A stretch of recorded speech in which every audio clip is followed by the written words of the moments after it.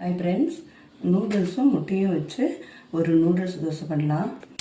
அடுப்பத்தை வச்சு ஒரு வடத்தில் வச்சுக்கலாம். இதில் ஒரு கப்பு தண்ணி ஊற்றிக்கலாம். தண்ணி கொதிச்சிருச்சு. நூடுல்ஸ் போட்டு வேக வச்சுக்கலாம். ஒரு 5 நிமிஷம் வேகட்டும்.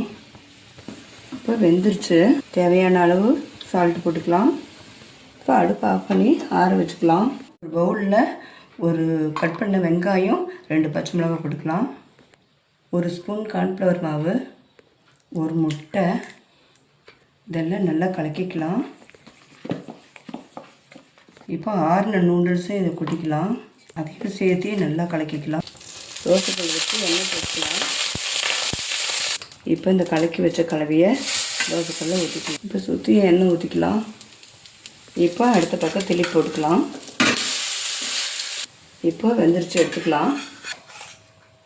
இதே மாதிரி இன்னொரு தோசையும் ஊற்றிக்கலாம். இப்போ நம்மளுக்கு ஒரு பேக்கெட் நூடுல்ஸில் 2 தோசை கிடச்சிருக்கு. இது பிடிச்சிருந்தா லைக் பண்ணுங்கள், ஷேர் பண்ணுங்கள், சப்ஸ்கிரைப் பண்ணுங்கள். பாய்.